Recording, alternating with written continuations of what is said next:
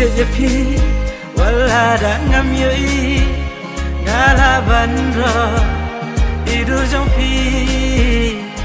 jing ye jong a chi sha ka dan ga bo umat na pi ngase na la dengan klo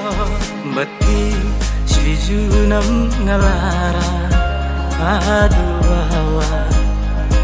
ho an suba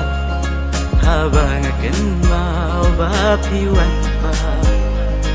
tercai baro subatang hangan adu ba pipim balong ijong nga ye pi wala da ngam yo i ngala bandro idu jong pi ngaru kunju ngas no kuslai Bajana pi mensim ka swai satano por ngahaban a hasan dapat pi bandan ringka shadim ka kende ho ba purkat balano nakti pin ba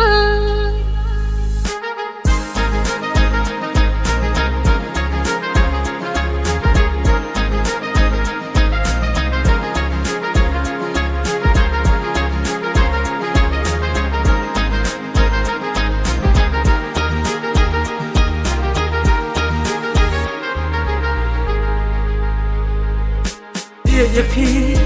wala da ngam yo i ngala bandro idu jong pi